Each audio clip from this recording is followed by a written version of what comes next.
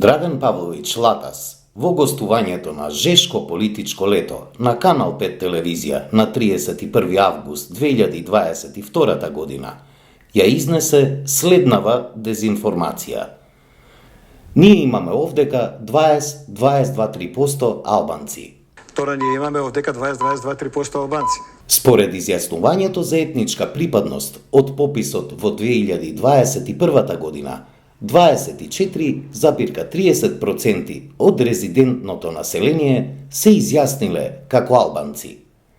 Исто така, од попишаното население, 24,34% се изјасниле дека мајчин јазик им е албанскиот јазик.